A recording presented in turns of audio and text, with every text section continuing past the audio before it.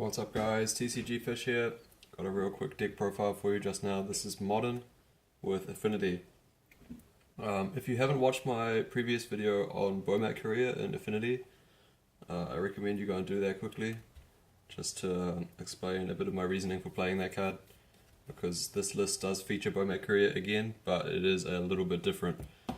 So, just going into all of the staple Affinity cards first. 4 Ornithopter, 2 Memnite, 4 Signal Pest, 4 Vault Skirge. If you remember or you watched the video, previously I cut Vault Skirge to play Bomat Courier, but we've added Skirge back in. 4 Seal Overseer,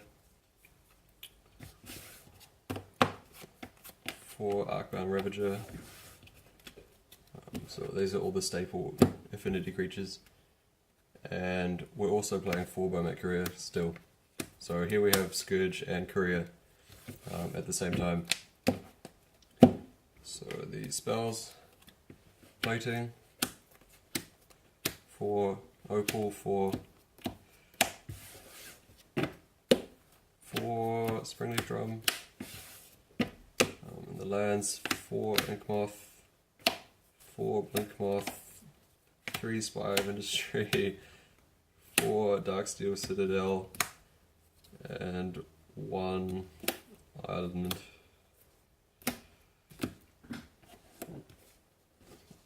There you go. So 4, 4, 4, 3, 1.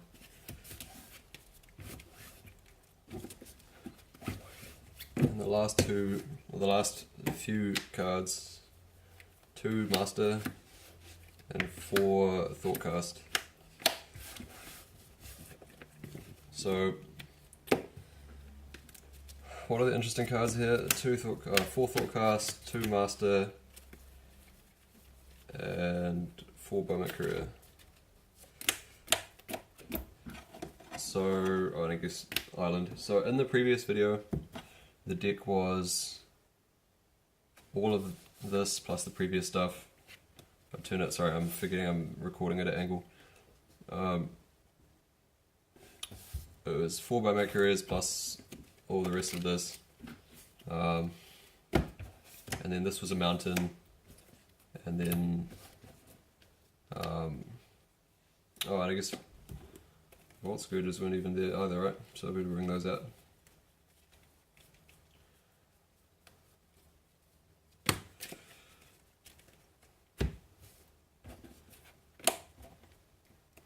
So Couriers were in the deck. 1 Master was in the deck. This was a mountain. And then we had 4 Galvanic Blast, 2 Etched Champions, 2... Oh, that was on the tip of my tongue, what was it? 2 Etched Champions, 2 Ghostfire Blade, and then 1 Hope of Ghirapur. So let's talk about why we made these changes. Before I wanted to try Bomat Courier, and Vault Skirge was the card I just thought was most appropriate to cut. And I don't think that was necessarily too bad of a decision at the time. But Vault Skirge is just too good. There are too many matchups where Lifelink is important, and the flying and everything else. So Vault Skirge got added back in. Basically this is just in the place of like the Ghostfire Blade, for example, which just is not strong enough. The power level on that is just a bit too low, I think. And then also, like, you have the dyssynergy of trying to play Skirge and Ghostfire, which I sort of talked about in the previous video. I just wanted to bring Skirge back instead. So that's that. No Etched Champions main deck, playing 2 Masters instead. I just think you want to play the strongest game 1 deck you can for your main 60. and Master's just more powerful than Overseer. I mean, more powerful than Etched Champion. And then fourth, Thoughtcast is just on a similar track of thought. So there aren't actually too many matchups where you really need to Galvanic Blast a target down. So Storm is the obvious one because you need to kill Boral and Electromancer. And I guess if your opponent's trying to race you with like a Collected Company Devoted Druid combo or something like that, then Galvanic Blast is also desirable. But there's so many matchups where you'd just rather draw 2 cards. So both, because you're an aggressive deck, like you can Galvanic Blast their face, and that's also helping you achieve your game plan somewhat. But Thoughtcast is just a way better proactive card, even in a deck that's trying to deal 20 really fast. Because, right, like, you get more things to sack for Ravager, your Steel Overseer becomes better because you're pumping more stuff, you have more creatures for your Signal Pest to pump. You can spam out Mox Opals and attack quickly. Even you're drawing lands that are like more creatures you can attack with.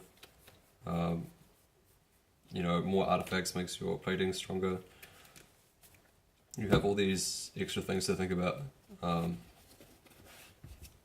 Like you're a synergy deck, so this is a really powerful effect, drawing 2 cards. And just in general, right, like Bolt dealing 1 more damage, or 1 mana Divination, like, which would be a more broken card. Almost certainly the 1 mana Divination. And the other thing too is that because this is your only 2/3 drops, and like compared to normal Affinity, you're playing 4 more 1-drops. You can convert the extra cards into more board presence really fast, and you also have a lot of cheap artifacts to help turn the Affinity on. So this configuration worked really well. Definitely happy with it. Like this, I'd say there are meta games where you need the Galvanic Blast main deck, and I've talked about that. Oh, sorry. I've mentioned that before. You know, you can't just turn up with the same 75 every week. But especially at the moment when we have like Scapeshift and Tron and blah blah blah, and just the randomness of Modern in general, just focus on doing the best proactive thing that you can. So we have no Etched Champions and no removal, and we have 2 Master and 4 Thoughtcast. That's basically it. And then the island, well, we don't necessarily want the mountain anymore, right? Because we have 2 Master and 4 Thoughtcast. Onto the sideboard. So the sideboard is just to compensate for those areas that we might be lacking in. But remember, in the past, I thought it was correct to have Thoughtcast in the 75 anyway. So in a way, we're not even making it that big of a commitment by putting Thoughtcast in the main deck instead. So hopefully this is all in the frame. I can't exactly remember how I set this up, but 3 Ancient Grudge, 3 Thoughtseize, 1 Relic, 2 Ghirapur Aether Grid, 4 Etched Champion, and 2 Galvanic Blast. So I like 3 Grudge, just in general, but at the moment Lantern seems to be picking up a bit. Obviously the Mirror, it's fantastic as well. 2 Grids, definitely don't leave home without at least 1. I think 2 is good as well, but I could see maybe cutting that back. Token piece of Graveyard Hate, definitely want at least 1. You could increase this for sure. 3 Thoughtseize, you need some combo hate. You can play Spell Pierce, which I've done in the past for a while, or Stubborn Nile. That's a bit of personal preference. I think Thoughtseize is slightly better against Tron, which is part of the reason why I prefer to play that card rather than the counter spells. 4 Etched Champion is maybe too many, especially now we have Bomat Courier to help get card advantage in the grindy matchups if we need to. But you definitely need at least 3, I think, still, and then some removal for the matchups where you need that. This can arguably be Dispatch, but I don't own any, and I couldn't be bothered rushing around the vendors trying to find some. But you know, the only important thing on the day that I needed to kill was Electromancer, and this does that job perfectly fine. So yeah, so maybe you could go like this, cut these, leave those, maybe make these dispatch, and then this could be Grafdigger's Cage, I think is what I wanted to do, and this could be maybe Whoop Flare? I'm not too sure. I quite like 2 Ether Grids, but the redundancy is a little bit annoying. So yeah, that was the deck, and I went 401, so I beat Storm, then I beat Bring to Light Scapeshift with the Black Splash, then I beat 5-color Humans, then I beat Red-Green Ponza, and then in the last round I told the guy, like, look, my Legacy event's starting soon, I'll make a deal, because he straight away, like, said, before I even said anything, he's like, do you want to split round 5? And I said, I kind of want to play, but I have Legacy starting soon. So I said, if I'm ahead, or the game's even, and Legacy starts, then we split. But if I'm behind, then fine, I'll just concede. And then the Legacy was starting, and he was like, I think I'm pretty far ahead, and I think he was ahead. Maybe not as much as he thought he was, but he had a pretty nice board. He had like, there's another Ponza guy, he had Pia and Kieran and Tireless Tracker. So I had Etched Champion in play, and I dealt with one Thopter, and he like flashed me at Anger of the Gods in his hand, so he could keep making clues with Pia and Kieran, but I was on a reasonably high life total, and I still had the Etched Champion, which can keep getting through his creatures because he only had one Thopter left, and can't be dealt with by Anger or P and K. So it wasn't quite obvious how that game was going to go, but I agree he was ahead, but he was just like, yeah, sure man, it's cool, I'll split. So 401, props to that guy, because obviously, I mean, if I had to leave, then I had to leave. He could have just forced me to scoop. Still loving Affinity, really fun deck. My boy Zen Takahashi, in his recent modern article for MTG Mint, said, you know, it's a bit overrated now because, you know, every other deck keeps getting new cards and Affinity doesn't get anything. You're still playing all the old stuff from Mirrodin and you don't really get any new cards. But we have got the Bomat, and you can still get wins. Because I used to agree with that, to be honest. I think he literally quoted me when we were talking about it, pretty much. But yeah, this is sort of got me interested in playing this deck a bit more. It seems like you don't get punished too hard, really, for not playing removal.